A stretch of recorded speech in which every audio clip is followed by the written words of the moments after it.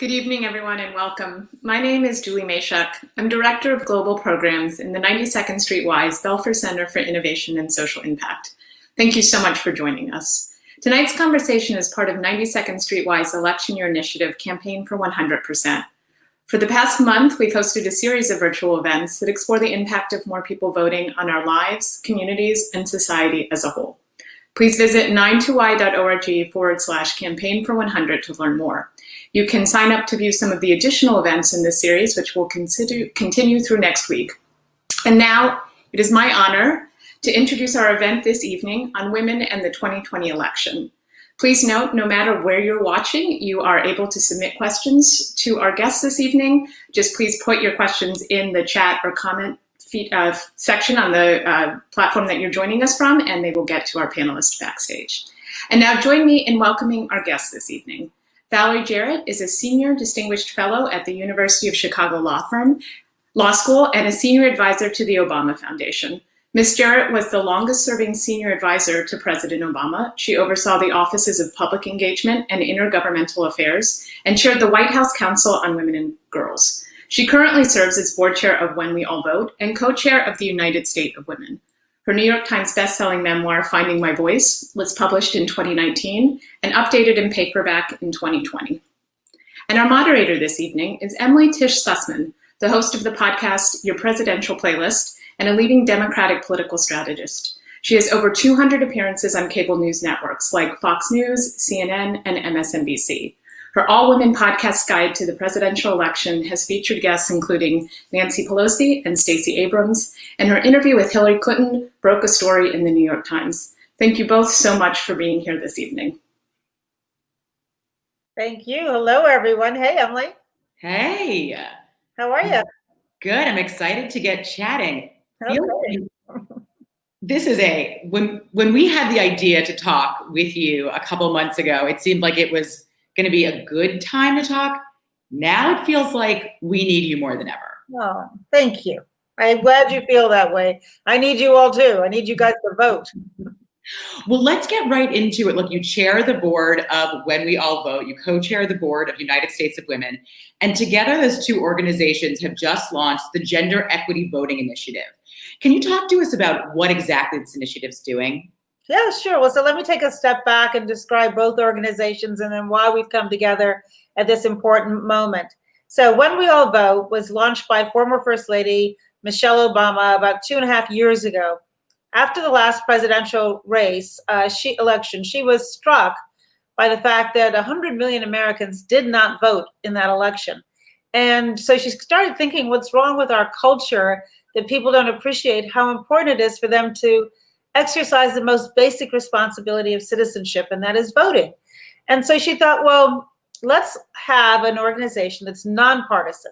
Let's take politics out of public service, if you will, and let's focus on meeting people where they are, and particularly closing both the age and the race gap. Disproportionately young people don't vote, and disproportionately people of color have been disenfranchised.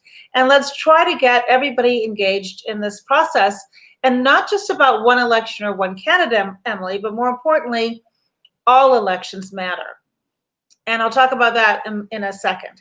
The United States of Women grew out of the White House Council on Women and Girls that I had the privilege of chairing for all 8 years during the Obama administration. Back then, the executive director was Tina Chin. She's now the CEO of Time's Up. I serve on her board. And she and I decided, well, let's continue the work that we did from the White House as citizens, the most important office of all, after all. And so we created a not-for-profit, again, 501c3, nonpartisan, to cast a big net to say, let's put the best practices on what we're doing to close the gender gap. And everything from healthcare to small businesses for women to education to ensuring that women are actively involved in the democratic process, supporting women who want to run for office, and encouraging everyone to vote. And so those two organizations came together to say, we know that women are often the ones that are making the decisions in the families. They're the ones that motivate the rest of the family. So how about if we reach out and really start an initiative where women and girls who can influence their parents come together and really encourage everybody to be an educated voter. And the final thing I'll say on this is that over the course of this year, this devastating year in so many ways, in a sense, it's also been a very painful civics lesson. We now, people for the first time are saying, well, wait a minute, who is the police superintendent and who appoints that police superintendent? Well, mayors do, so you should care who the mayor is. Who are the prosecutors who are making decisions about whether or not to bring charges using their discretion? They all run for office. Who are the governors that are determining what the standards are, as well as with the mayors, for the kind of protections that we should take against this COVID, and allocating resources, important resources, to our essential workers, our first responders, our healthcare workers, and working very hard to keep us all safe? And who is in Congress providing a check and balance to the executive branch? And so we've been meeting people where they are, asking them what issues are important to them, and then encouraging them to do their homework and figure out who are the candidates that best reflect their values and who they are confident have the track record, experience, temperament, and ability to get the job done.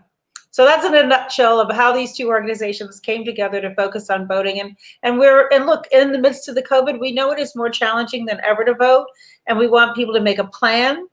For example, my mom is 91. Well, she decided she wanted to vote in person, and I encouraged her to do it during the early vote. So she went in when the polls first opened in Chicago on Saturday morning. They kind of moved her up in the line since she is a senior citizen, but still she had to wait a half an hour to vote. We've seen people waiting 12 hours to vote. So you need a plan and try to do it early. If you're concerned about your health and don't want to go to the polls, find a legitimate drop-off box or put it in the mail, again, as early as possible. And that's really where so much of my energy is going right now. And look, we've seen record turnout. I was just looking at the number, nearly 30 million people have voted early in this country. That's unprecedented. And I think it's a sign that people have an awakening to what their civic duty is and what the potential of their voice is in a country that is based on democracy. Now, you mentioned that the effort is really trying to get to people who are, I guess, what we call low propensity voters, like hard to reach voters, people who don't normally get the messages.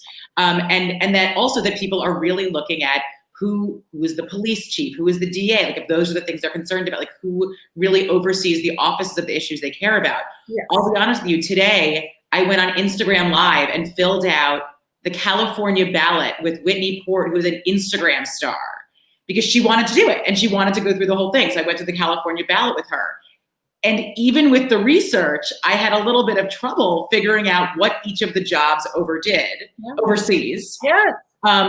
And helping her figure out what information she would want to fill them out. So how are the organizations, how are you working to get that information to people who are not inclined to vote in the first place? Yeah, so we have our website, whenweallvote.org. I encourage everyone to go on, and it'll give you basic information. For example, whether or not your state allows mail-in ballots without a cause.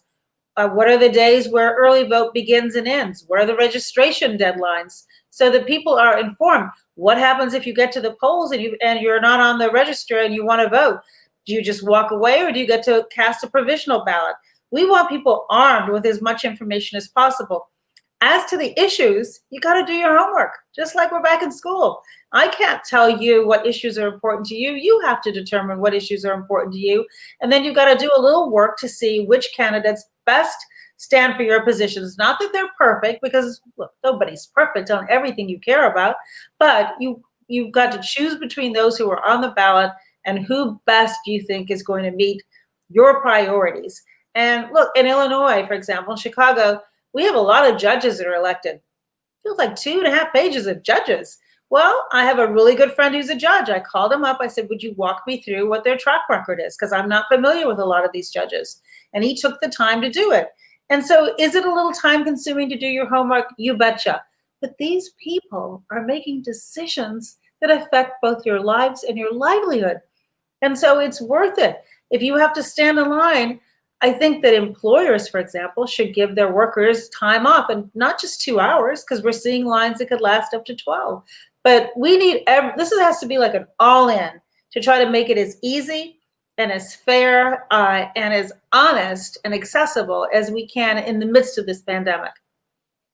Well, look, there are going to be logistical challenges for sure for people. And I think some people are feeling maybe their vote may not make a difference. Like one of the questions that we got today was, I live in a red state. I don't live in a swing state. I live in a blue state. We all hear those kinds of questions all the time.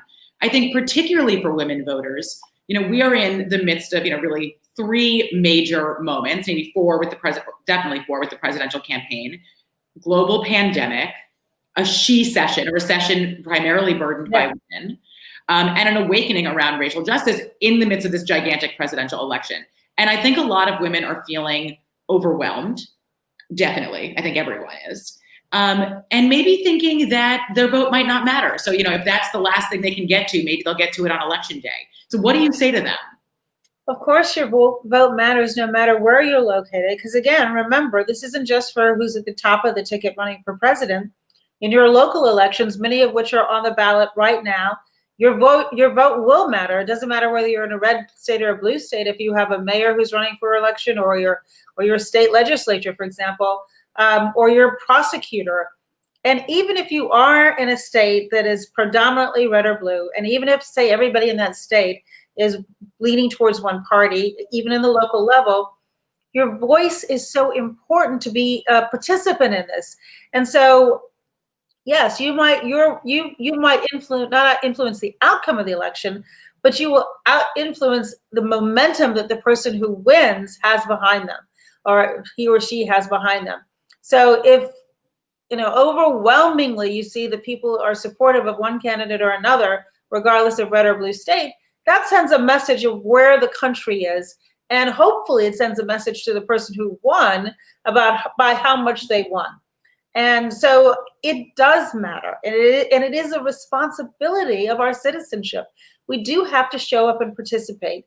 And I think that too often people think, well, what difference does one vote make? Well, last presidential election was decided by fewer than 100,000 votes, spread over 3 states. That matters. Not to mention, again, local elections are often much, much closer than that. So I do want to take you back to the last election. If you can stomach it, work with me here. But so we saw how the media portrayed Hillary Clinton as the presidential nominee, as power hungry.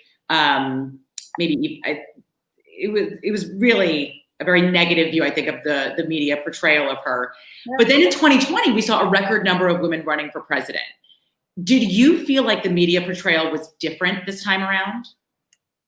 In some aspects, yes. And there is safety in numbers. And we've made some progress over the last 4 years. But in other aspects, no, which is one of the reasons why a group of women around the country sent a letter to the media, which we released publicly, obviously, to put them give them a heads up that we're going to call out double standards, that for far too long, women have been judged in ways that men simply have not. Language used to describe women is just differently when they are vying for powerful positions, both in politics and in business, in life. And we aren't going to make the candidates defend themselves. We're going to defend them, and we're going to call it when we see it. And we did that before Vice President Biden even selected Senator Harris, because we were already seeing racist and sexist tropes being thrown at the people who were under consideration. So we wanted to check the media up front and say, we're going to call you out on it. And certainly we're going to call out everybody else involved. And this is not about partisan politics. This is about core decency, that women should be competing on an even playing field. And you look at somebody like Kamala Harris, where just this last weekend, the governor of Georgia is mocking her name. Well, you know what? He serves on a committee with her. He actually knows how to pronounce her name. It is racist, and it is intended to diminish her stature, make her seem like an other, that she doesn't fit in, and she's a member of the Senate. And so we're just not going to put up with that. And as I said, that has nothing to do with the fact that I am a Democrat supporting her candidacy. I just don't think it's fair and for women to be treated by this double standard. I'll give you another example. This came from a member of the Democratic Party towards her, saying that she was ambitious. Well, and this is before she was selected, that maybe she shouldn't be the vice president because she's too ambitious. Well, you tell me, Emily, when in our nation's history was there somebody who was in contention to be vice president of the United States who was not ambitious? You give me the name of any vice president from either party in our nation's history who did not want to be president. Right. I'm not sure I really want a slacker in that job. So I feel okay with that. Right? But yet when that word is used to describe a woman, it's somehow she's out of her place. And what we're saying is we have her back, and our place is wherever we choose it to be. And we expect everybody to catch up. It is the year 2020. This is the 100th anniversary of white women having the right to vote. We are half the population. We're graduating from college at higher rate than men. Get over it, men. We're coming. And the sooner you appreciate that and begin to embrace it, the more successful you're going to be, because we make it better. And now there are a record number of women in Congress, more than ever before. And I believe diversity is a strength, and that the decision-making that's going to happen as a result of that sea change will be better for the American people. Well, so I think a time that we really saw this in the last couple of weeks was the vice presidential debate with Senator Harris and Vice President Pence. It felt like the Senator Harris was kind of in a no-win situation. I mean, everyone who debated, I mean, Vice President Biden's in a no-win situation when debating Trump. Like, everyone who debates surrogates kind of in a no-win situation where there's sort of a balance between fact-checking and holding your own point to the point that you don't be fact-checking forever, so that you're like stuck in their point. And she walked the line the way that she walks it. So did you think there was ever going to be like kind of a win for her? Like, was there ever a way that she was going to be able to walk that line with the media portrayal? It felt like from the polling, it feels like she won over the American audience, like the voter audience. But did you think that the media portrayal of her, she was ever going to be able to walk the line? Yeah, I think actually she did really well. And part of, I think, her success that night was she was authentic.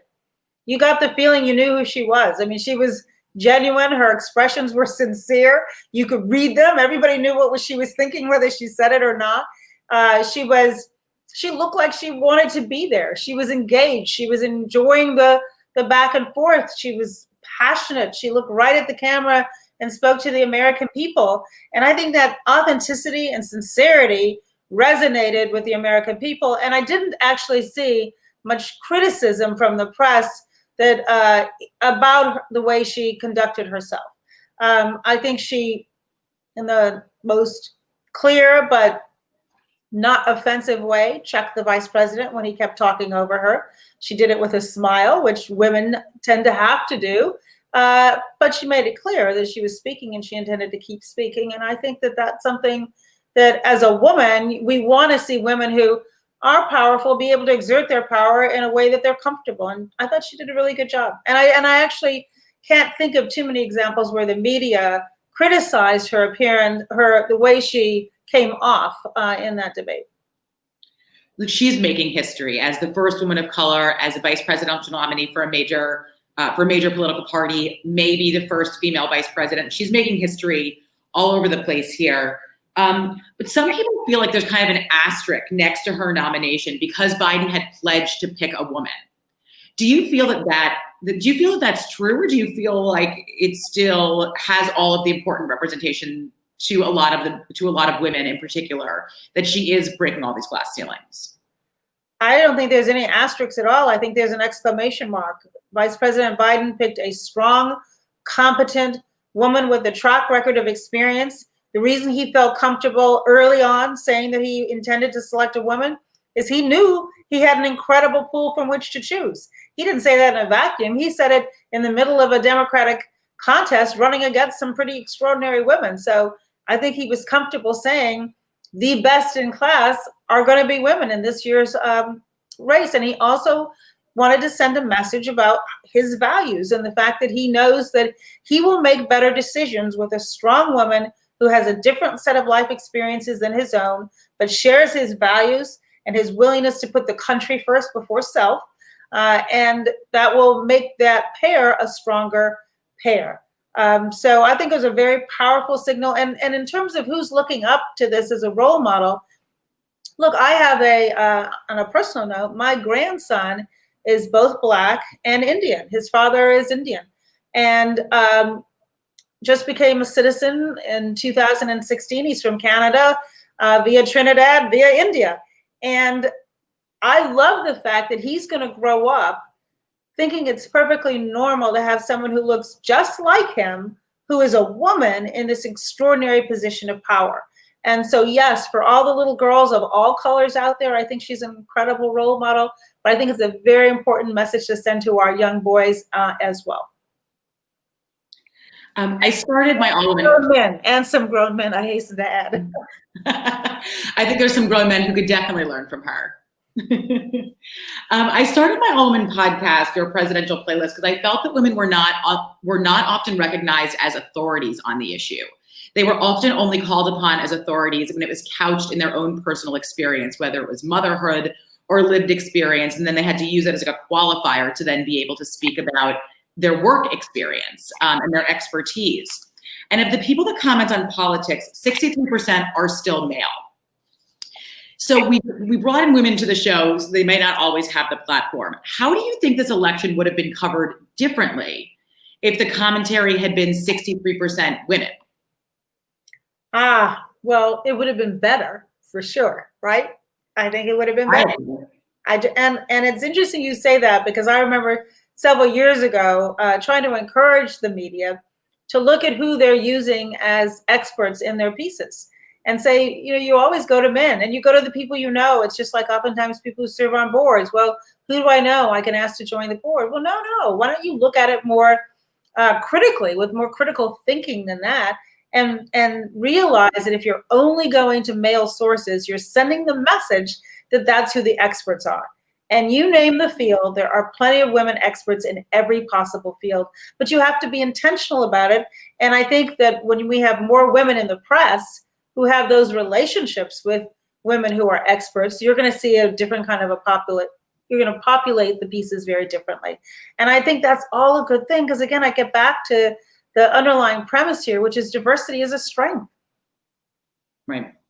Do you think there are any particular media narratives that have been moving around this cycle that would have been covered differently? I think that one of the ones I can think of is that, suburban women flipping, that people feel like they're this fascinating group they can't get enough of. I guess maybe because they covered white rural men voting for Trump enough times in 2017, so now they've moved to women. But do you think there are like any particular narratives that you think would have been covered differently? Well, so first of all, could we dissect the phrase suburban housewife? I mean, I grew up watching Leave It to Beaver, and, June was a suburban housewife. But do you really think that women who live in the suburbs today want to be described that way? I bet they don't.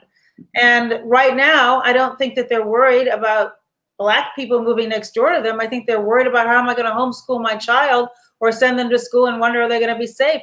I wonder whether we're still going to have the ability to put food on the table. I worry about, am I going to send my parent to a nursing home or a hospital when they're sick and not be able to see them when they're dying? I'm worried about our livelihood.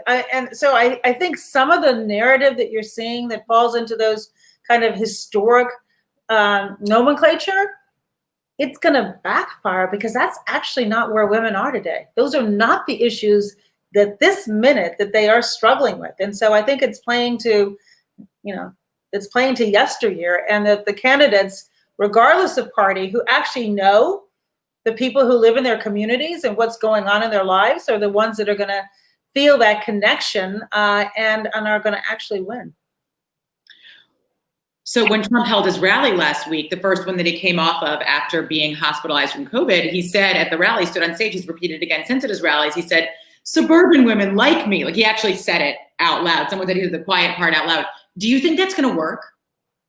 Okay, so let's just be really clear. For this part of the conversation, I'm taking off my When We All Vote hat, which is a nonpartisan role, and I'm talking to you just as Valerie. No, I don't think it's going to work. I think he's playing to a shrinking base, an older base, a predominantly male base, and within that base, they are extraordinarily passionate and committed to him. That's why they show up at rallies without masks, even though every expert tells them they should wear a mask and social distance. And for some reason, he's willing to put his supporters in harm's way. And they go and they follow him and they say, if he told me to wear a mask, I would, which I find so devastating, that he won't say those simple words in earnest to his supporters.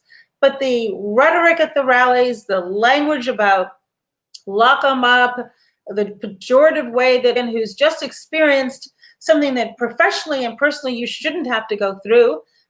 We've seen just recently tonight, Dr. Fauci, or last night on 60 Minutes, was talking about the people who are harassing not just him, but his family, the threats that they are receiving.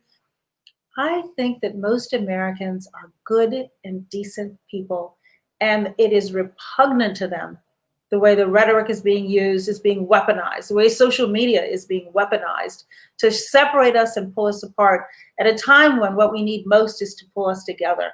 And I mean, every time in our nation's history where we've made progress, Emily, it has been when we have rallied. We've had disruption, we've had demonstrations, but we've had rallying of people coming together. You think of after 9/11, not only did we rally, the world rallied for us. Who's rallying for America today? Who's rooting for us today? People feel sorry for us, or we're the laughing stock of the world today. And so I think that is repugnant to most Americans, and they don't think that it reflects our values. Our standing in the world has dropped, and that's not where we want to be.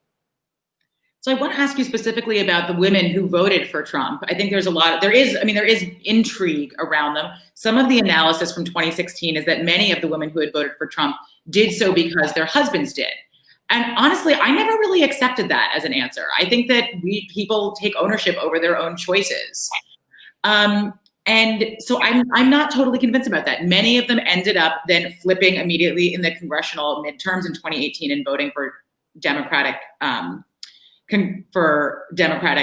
congressional races.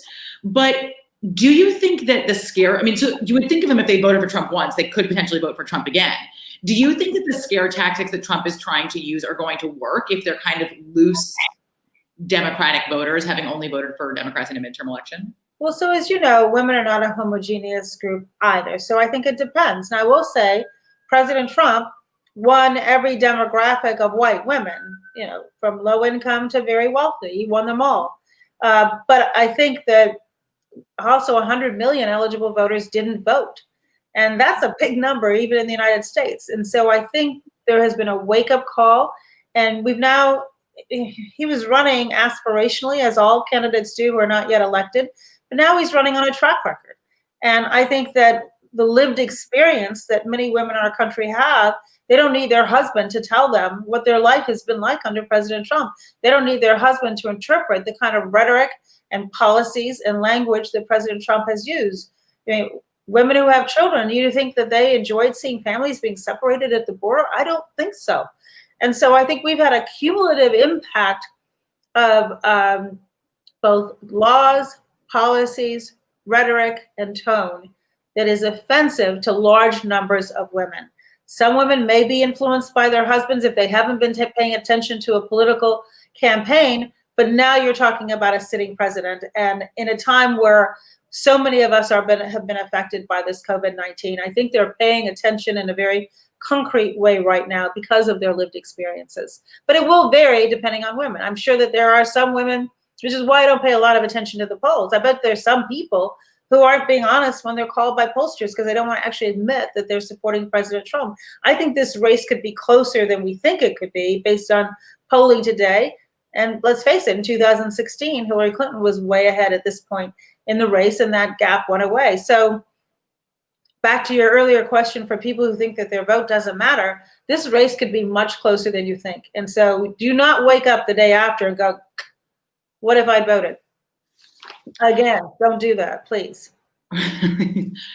So not to play out doomsday scenarios, but we could potentially end up in a situation where the in-person votes that are counted on election day are people who are not nervous about COVID. So more likely than not Trump supporters. So those votes will be counted immediately.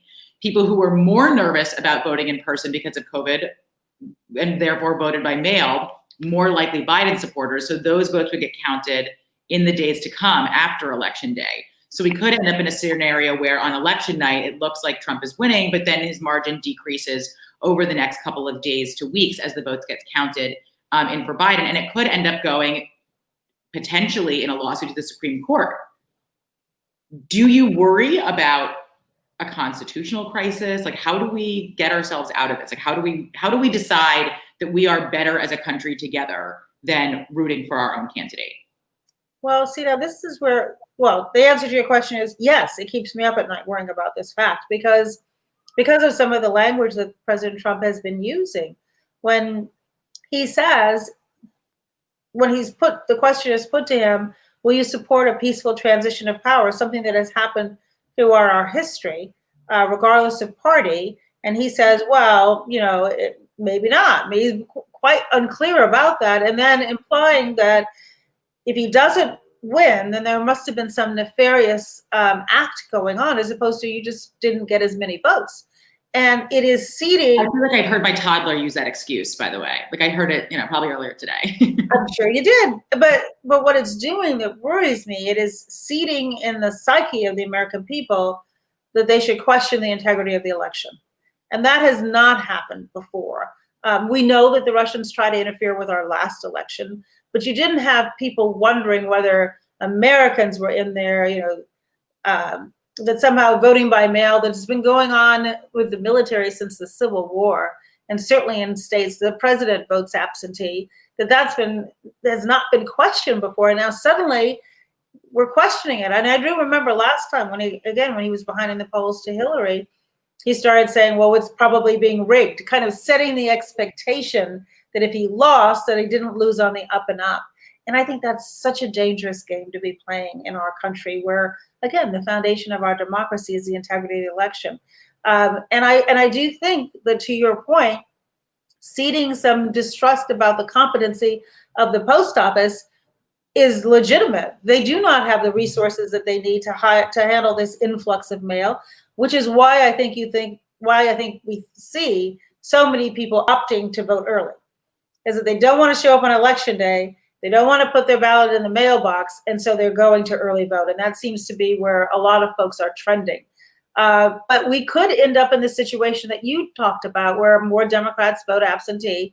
And what I'm hoping is that the people in his own party who recognize that we have to count every ballot manage expectations of the American people, and that we don't experience civil unrest during that period. And it would be very helpful if President Trump would tone down his rhetoric and the fueling of the sense of outrage, encouraging people to take matters in their own hand and be poll watchers, not trained poll watchers, but just show up at the polls, which will act as a way of suppressing the vote and intimidating people. There are people who are responsible for making sure our elections are open and fair, and we should count on them to do it. And if they do a bad job, the way we're seeing right now in states like Georgia, well, then you should vote out the Secretary of State. You have a way of tackling when you stand in line for 12 hours. Don't vote for the person who was responsible for that election the next time. I have a friend who's doing nonpartisan poll watching today in North Carolina in their early vote, and he was sending me some images that there was a Trump supporter there who called himself a poll watcher, no mask, and yelling into a bullhorn at people up and down the line. And so my friend who's there is a nonpartisan attorney, but just saying that, you're electioneering here, and can you please wear a mask? And it was unpleasant, and just kind of had to keep an eye on him all day. So there's more subtle forms of voter intimidation, right? I think, than we even realize. Yeah, and what the president is doing is he's licensing that. He's saying, do it. He's affirmatively saying, show up and protect our elections, as opposed to respecting the people whose job it is to do so. Democracy is supposed to abide by the rule of law, not having citizens taking law into their own hands. So I want to switch gears a little bit and just ask you a personal question before we get into the viewer questions. We're getting some good ones coming in through the chat, and we're definitely going to switch over to those in a couple minutes. But so for me, having children is totally linked to the end of the Obama administration and the last 4 years, because I got married at the end of the administration, had my first child at the end of the administration, 5 days after the convention, when I saw Hillary Clinton take the nomination, and went back to work the day after the election. And then I've had 3 kids in that time. So motherhood and working is totally interlocked with me with these last couple of years, which feels insane, but I guess it always was going to feel insane. But so my mom mentor, the person who talked me through how I was going to be able to do it, stay sane, I was going to be okay, worked for you at the time. Paulette Aniskoff was working for you in the White House, and she was the person that told me I was going to be okay and I wasn't going to totally lose my career, and we were going to be able to manage it. And so I asked her over and over how I was going to be able to do it. And basically, you know that she had a baby in about the same time frame that I did. And her answer to me was basically work with Valerie Jarrett. It was like basically her answer of how we could manage it all. So we'd all love to work for you. We all wish we could do it. But for those of us that can't, how do we take the lessons of the team that you were able to lead? I mean, you were at the pinnacle of power. I mean, you were running the White House. Like, how do we, so none of us have an excuse that we can't do it in our workplaces if you could do it. So how do we take the lessons from the leadership that you had to be able to keep working mothers in the fold, and not just keep us in the fold, but actually encourage us? Yeah, well, first of all, I love Paulette. Just hearing her name makes me smile. Well, let's go way back. So when I first finished school, I practiced law at a couple big law firms. And there weren't a lot of people who looked like me or had my life experiences there. And I found myself doing everything humanly possible to try to be one of the guys. I put up with sexist jokes. I traveled with the guys and stayed up late with them, even though I was exhausted and didn't really want to hang out in the bars. I put up with nonsense at Halloween, at holiday parties that I should have had the courage to say, don't do that. I turned the other way more times than I am proud to admit. And I can even remember being like in a meeting, closing a deal at like 1 or 2 in the morning. And I kept getting up and I'd say, well, I'm going to check my voicemail back before we had cell phones, or I'm going to the Xerox machine back when we had Xerox machines, or the vending machine. Well, where was I going? Where do you go when you're 8.5 months pregnant? You go to the bathroom all the time. And I kept trying to pretend like nothing's happening below here, and to my detriment. And I never complained, and I convinced myself I was superhuman and I could do everything myself. And my marriage fell apart not too long after my daughter was born. And then I really was going to do everything myself because I had to prove I was competent. And I started dropping balls all over the place. And my mother said to me, why don't you ask for help? And to me, it made me vulnerable and weak and miserable. I could almost start to cry going back to the memory of how I felt when I had to ask for help. And those memories, 35 years later, are still searing to me. And so I made up my mind that and importantly, not only did I have my mother, but I had a client at work. I left the law firm and I joined city government. I had an amazing client who was in the mayor's office who had a daughter who was 16. And so she looked at me, single mom with a 2-year-old, and I opened up and I told her everything. I just poured out my heart to her. And what happened? She started to actually care about me. And she supported me and she advocated for me. And she really built my confidence up and made me learn to advocate for myself, all of which I describe in my book. And so I said, if I'm ever in a position to help the next generation of women not have to go through what I went through, some of which was self-inflicted, then I'm going to do it. And for the women who don't have a voice, who can't speak up for themselves, I'm going to be that voice. And so you described Paulette. Paulette came to me and she said, I'm giving you like 6 months notice because I'm going to be leaving. And I'm like, you're not going anywhere. Why would you leave? And she said, well, I want to have children. And I don't think I can do it in the White House. I'm like, oh, yes, you can. And I'd already been through that with Cecilia Munoz and a couple of other women. I'm like, oh, no, we're going to do this together and we're going to communicate. And I promise you, you are going to work hard and you're going to be where you need to be to support your children. And you're not going to be perfect at any of it. And I'd rather have you less than perfect than lose you. And I think that's something else we have to get comfortable with is that life is full of trade-offs. If you decide to have 3 children, then you're not going to be able to work in the exact same way as I do when I have a grown child and a grandson. And that at different chapters of your life, you can put your foot down and pull it up. And if you have a partner, then I think that for the younger generation, there's a little bit more equality going on. My son-in-law does a lot more than my dad, let alone my husband, ever did to be helpful to the family unit. And I think we have to find our voices in that way. And if we can't advocate for ourselves, then that's why we need other people to do it. But Paulette could have just quit, and I would have never known why. And I think what I try to do is to keep enough of a dialogue open with all of the people on my team, not just the women, so that I knew what was going on in their lives and they could bring their full self to the office. And in return, I think they were more productive. And I could read them and know what was going on. I mean, my father died while I was working in the White House. If people hadn't known that, they would have just wondered why I was acting so strange. But I was very open about it. And I think stop pretending and be more honest. And I say making yourself vulnerable in that way could be risky, but it's where relationships are forged. And that's the elixir of life. The reason I brighten up when you say Paulette is because I know Paulette and her 2 boys and her husband.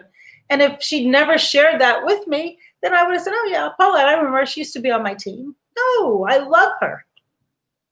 Well, thanks to you for setting that example, and thanks for Paulette to inviting me to the White House once I had the baby. That I now actually have a picture of my son being changed in the bathroom in the West Wing, and I will treasure that. That's good, right? That's good. We have some great questions coming in from the audience, so I want to jump over here. Okay.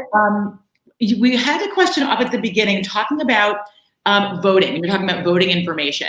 That local is so important, but it's very hard to find good information. For instance, in the judge categories, like you were talking about, they have a lot of cross-party endorsements, as here in New York State, where 92nd Street Y is. So where do you recommend that people head for this kind of information? Yeah, I was thinking, I saw that come in and I was thinking, I would say go to organizations like the League of Women Voters. They could point you locally in the right direction. They have chapters all over the country. You want to find organizations on the ground. So don't listen to me to tell you who you should vote for in Pennsylvania, because I can just barely tell you Cook County and Chicago. You need to find those organizations that are trusted, that have a good track record, that do their homework. If you have confidence in a local newspaper, oftentimes they run endorsements. I don't actually have confidence in the newspapers in Chicago to trust their judgment, but I used to back in the day. So you've got to find a source that's reliable. But I do think the League can steer you in the right direction. And finding good local organizations that are really in the weeds and that can make a big difference. Yeah, like the YWCA. They are another huge organization with local chapters all around the country. I bet they could be helpful steering you in the right direction too. Okay, here's a question that we may not even have time for this, but it says, how do you actually bring people back together? Well, I don't think it's as hard as it might seem, because I do think that, again, most people are good and decent, and they are not enjoying our current state. I think you just need leadership, and you need people to feel the power of their own individual voices and the collective chorus that they can bring together. And it begins with each and every one of you who's tuning in. And are you treating people decently? Like right now, for example, I'm in New York and I go to a grocery store. I have a grocery store right near my home. I always thank the people in the grocery store. I have a feeling that they don't get thanked a lot in the course of the day. It's a small thing, but it's like something I can intentionally say, thank you. You're putting yourself in harm's way. I'm scared to come in here and you're in here all day long. Just be decent yourself. And if enough of us do that, and we start voting for people who treat people well as well, then that's when change starts to happen. So I think we are hungry in this country to come back together again. People have tried to scare us for the last 4 years, and it's exhausting. And actually before that, I mean, look, I'm talking about Senator Harris being described as an other. President Obama was the whole birther nonsense was based on delegitimizing his candidacy and then his presidency as to whether he was born in this country. This notion that he was a Muslim, made up fanciful conspiracy theories online. And there will always be some of that, but I don't think it reflects the true spirit. So yes, I think we needed tone to be set at the top, but in the absence of that, there's certainly something each and every one of us could do. Well, here's sort of a related question, but does it scare you how politicized the actual process of voting has become? Yeah. Look, it scares me how political a pandemic has become. The fact that people think wearing masks is a political statement as opposed to a way of preventing the transmission of a disease is terrifying. It's not logical. But again, it shows you that leadership is powerful. Elections have consequences. And if people trust their leaders, they will follow them into some very dark places. And so that's why I think we need a change in leadership. Well, I watched Joe Biden's town hall last week, and he said something that was a very simple statement, but really struck me, was that he said the words the president uses matters. Yeah, they do. They're extraordinarily influential. And I thought you were going to say, I agree with you completely about that statement, Emily, but the other thing that he said that resonated with me is he said, look, I'm running as a Democrat.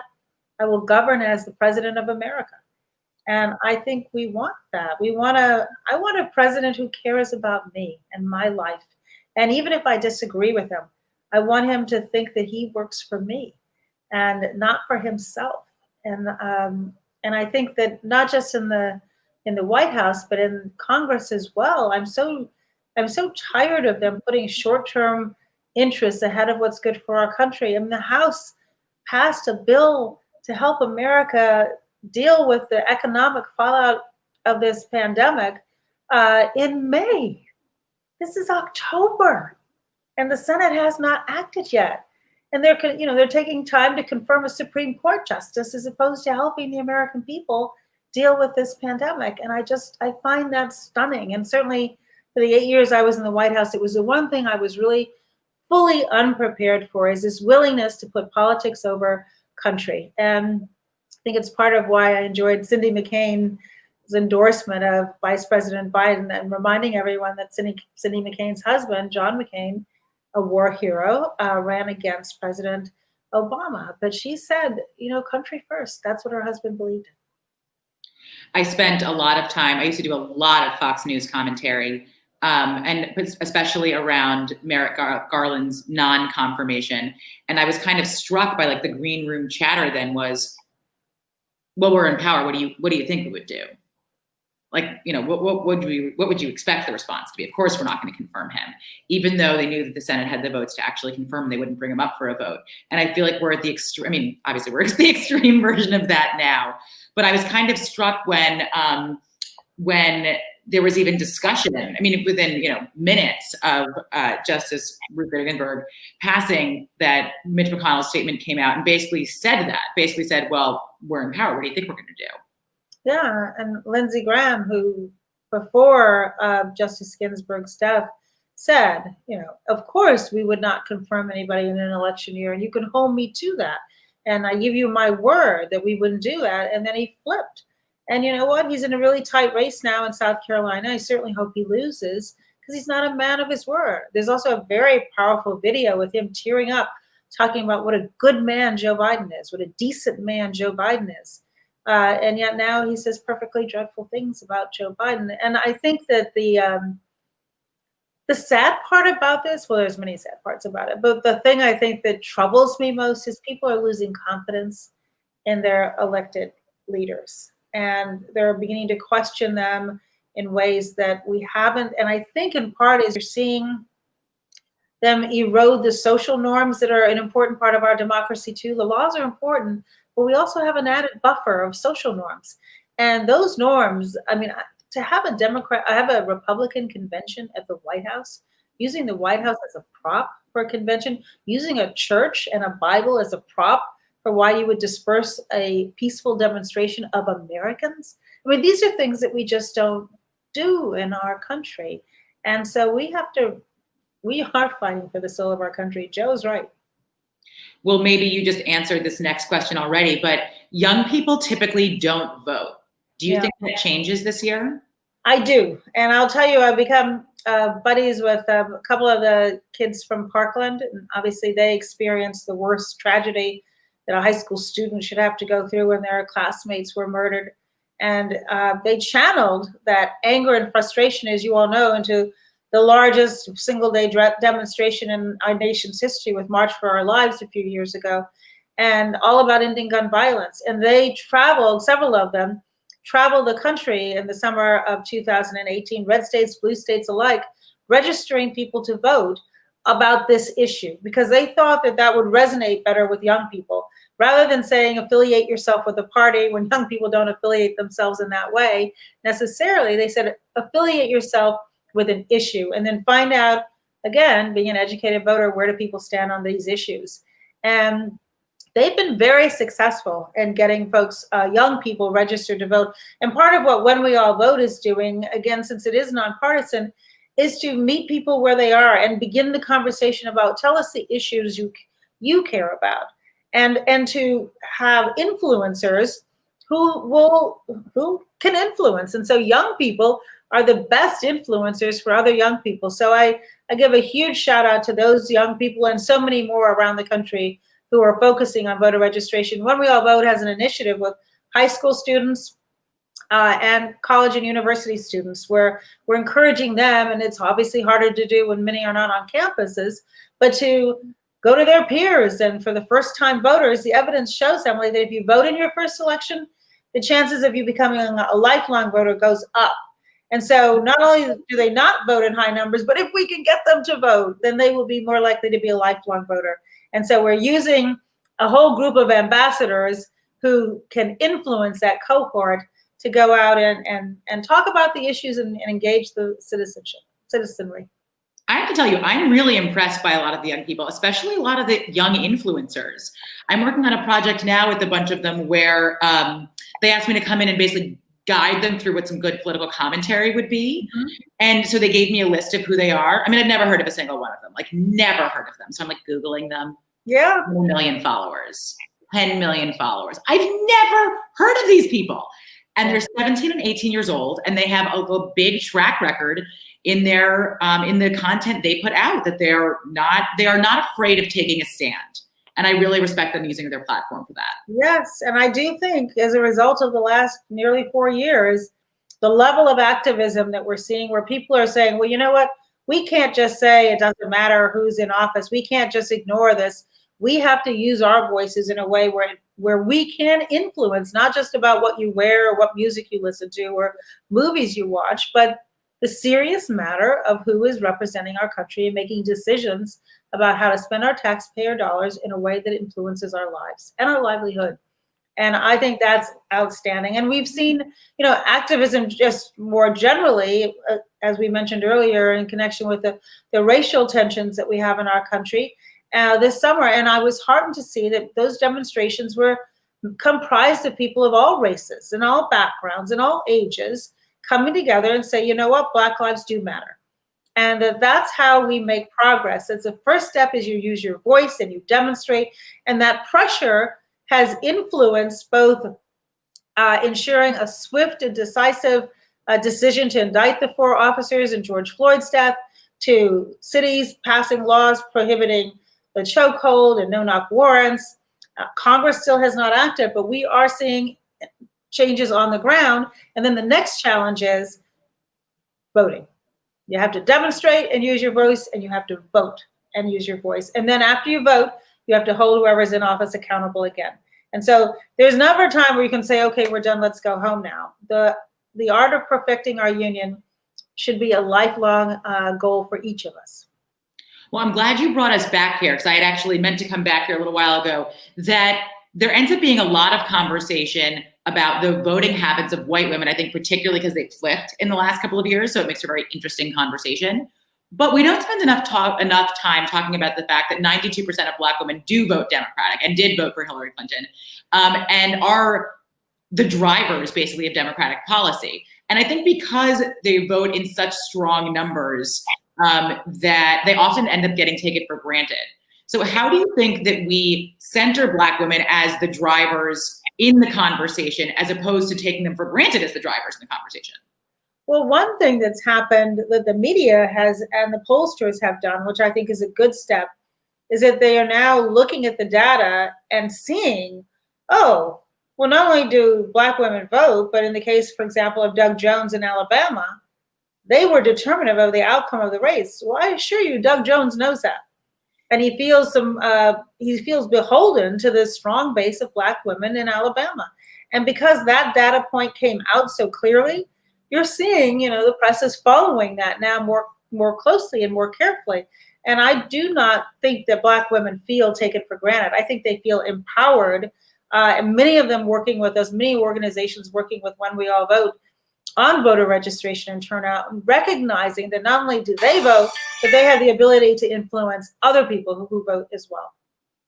Absolutely. So we can't jump up without asking you, what is your voting plan? We know what your mother's is. What is your voting plan? I don't have it in this room, but I voted already. I voted absentee ballot a couple weeks ago. I requested my ballot the day that I was eligible to request it.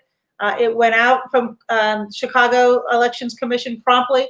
In Chicago, you can track it. So it sent me an email saying your ballot has been mailed. So I looked for it. And then when I sent it back in, it told me when it had arrived back at the Election Commission and had been logged in as meeting the requirements. So it will be counted. So I am done. And I would hope everybody out there, figure your plan out today. Please don't wait till the last minute, because things come up. They inevitably do. And I don't want anybody waiting any longer than absolutely necessary. And so if you are comfortable during the early vote, I think that's the way to go. And give yourself, a couple of days. If you go on one day and there's a long line, maybe try at a different time another day. But if you want to vote absentee, I really just get it done right away. I am confident the Postal Service isn't prepared because of many of the practices and policies that the Secretary of the United States Postal Service put in place to try to reduce our ability to deliver mail in a punctual way, as we saw in the primaries, and we know it's going to happen again. Right. I mean, not knowing what your plan is and being able to plan in advance for that is such an important part of it. I had at first planned on voting absentee, so I requested my absentee ballot. Then I was planning to vote early in person to make sure that my vote got counted on election day. And as we were just discussing before this started, that my family has now been exposed to COVID, so we are quarantined.